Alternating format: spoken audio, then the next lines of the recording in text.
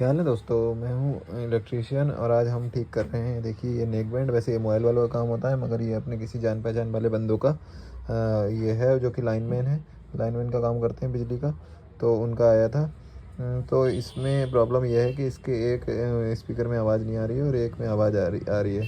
तो इस तरह से देखिए हेडफोन जो होते हैं ये रिपेयर हो जाते हैं, ख़राब नहीं होते हैं, इनको फेंकना नहीं चाहिए। तो किस तरह से रिपेयर होते हैं, वैसे ये महंगा वाला गारंटी वाला है, मगर ये इसमें हो क्या गया था, देखिए खींचने के कारण इसकी ये एक स्पीकर की यहाँ से, ये देखिए यहाँ फोकस करके दिखाता हूँ, ये देखिए यहाँ से तार टूट गई थी।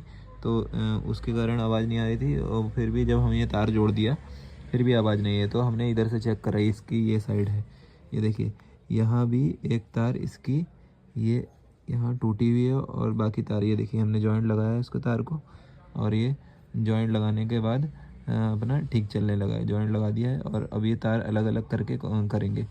ठीक है, तो लाइक कीजिए और सब्सक्राइब कीजिए इसी तरह की वीडियोस देखने के लिए।